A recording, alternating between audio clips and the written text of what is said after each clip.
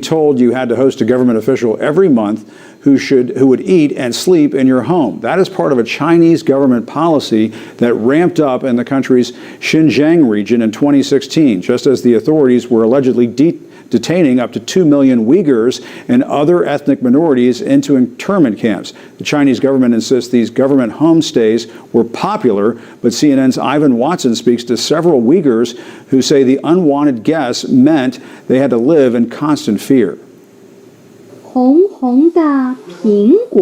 Playing with children, sharing meals, teaching Communist Party thought. These are some of the activities of the more than 1 million people sent by the Chinese government to live with the families of mostly Muslim ethnic minorities in China's Xinjiang region. A very public policy, Beijing says, is aimed at promoting ethnic unity and battling religious extremism by forcing families to host government officials in their homes. We're not happy with this. Nairola Elima, an ethnic Uyghur who lives in Sweden, says her parents in Xinjiang have had to play host to Chinese officials. Come on, a stranger sleeping at your home. How can we feel safe about that? The policy has been heavily promoted by state media. Cheerful portrayals show outsiders enthusiastically welcomed into the homes of ethnic Uyghurs. Strangers sent by the government who teach their hosts how to wear makeup and even how to wash their hands.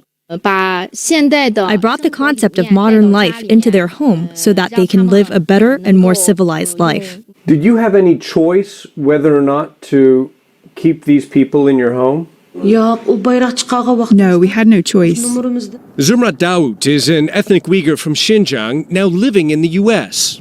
She says she was forced to host 4 Chinese officials in her home for 10 days every month. If she resisted, she says she risked being sent to an internment camp. We had to pretend that we were happy. If we did not, then the government would view that as us being against their policy.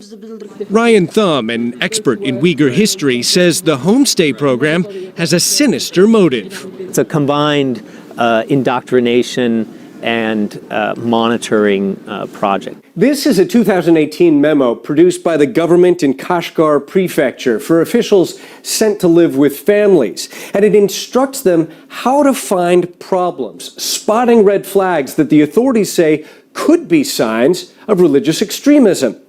Telling officials, for example, to look for religious objects hanging on the walls and, quote, ask children questions while playing with them, because children never lie. Thumb calls this the ultimate invasion of privacy. There's no private space that they can retreat to where they can act in ways that they're comfortable.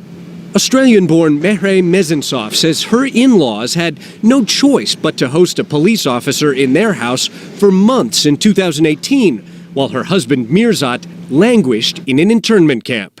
And did you ever hear how your family felt about this man living in their house? They were really scared. They just spoke about how at night they couldn't really sleep properly because it was just to know that there was this strange man in the other room who was also sleeping. So they were just pretty much living in constant fear. The Chinese government's rosy portrayal of its homestay program challenged by Uyghurs in exile who claim the hosts are actually hostages.